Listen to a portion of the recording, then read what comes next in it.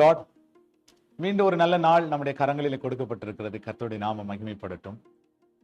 இந்த நாளிலே ஆண்டவர் நம்மை ஆசீர்வதிக்கட்டும்.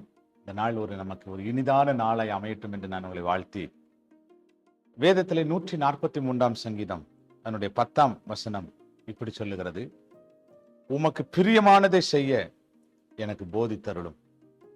நீரே என் தேவன், உம்முடைய நல்ல ஆவி என்னை செமையான வழியிலே நடத்துவாராக. வேதம் சொல்லுகிறது, உமக்கு பிரியமானதை செய்ய எனக்கு போதித்தருளும். ஒரு அழகான ஜெபம். உமக்கு பிரியமானதை செய்ய எனக்கு போதித்தருளும். எப்போதுமே நாம என்ன நினைப்போம்னா, நமக்கு பிரியமானதை மற்றவங்க செய்யணும், அப்படிதான் நம்ம நினைப்போம். நம்முடைய மனைவி நமக்கு பிரியமா இருக்கணும், நம்ம கணவர் நமக்கு பிரியமா இருக்கணும், பிள்ளைகள் நமக்கு பிரியமா இருக்கணும், நம்முடைய பெற்றோர் நமக்கு பிரியமா இருக்கணும், இப்படிதான் யோசிப்போம். நான் ஒரு நாளும் நாம அவங்களுக்கு பிரியமா இருக்கணும் அப்படின்னு நம்ம ஒரு நாளும் யோசிக்க மாட்டோம். நாங்க இந்த பரிசுத்தவான் ஜெபம் பண்றாரு, ஆண்டவரே உமக்கு பிரியமானதை செய்ய எனக்கு நீங்க போதித்தருளுங்கப்பா. இந்த தாவீதுனுடைய வாழ்க்கையில அவர் என்னெல்லாம் பிரியப்பட்டார், அது எல்லாத்தையும் கொடுத்து கர்த்தர் ஆசீர்வதித்தார்.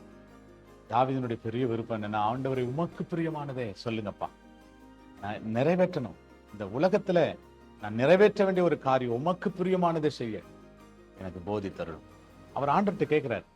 ஆண்டவர்கிட்ட கேட்டு, உமக்கு பிரியமானதை செய்ய எனக்கு போதித்தருளும் என்று கேட்டபடி கர்த்தருக்கு பிரியமானதை செய்தார்.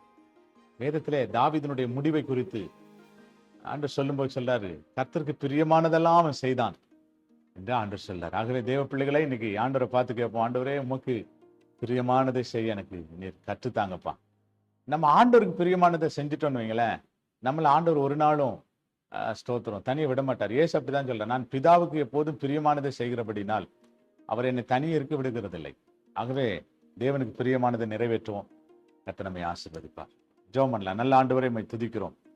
இந்த ஆசீர்வாதமான மனமகிழ்ச்சியான வேளையில கர்த்தருக்கு பிரியமானதை நாங்க செய்ய எங்களுக்கு நீங்க கற்றுத்தாங்கப்பா. ஒவ்வொரு காரியத்திலும் நாங்க உம்மை பிரியப்படுத்தணும், உமக்கு பிரியமாய் வாழணும். கர்த்தர் அப்படிப்பட்ட ஒரு நாளை தந்து ஆசீர்வதிக்கும்படி ஜெபிக்கிறோம். கிறிஸ்து இயேசுவின் நாமத்தில் வேண்டிக் கொள்கிறோம் நல்ல பிதாவே. ஆமென், ஆமென். Praise the lord. God bless you. கர்த்தர் உங்களை ஆசீர்வதிப்பார். ஆமென்.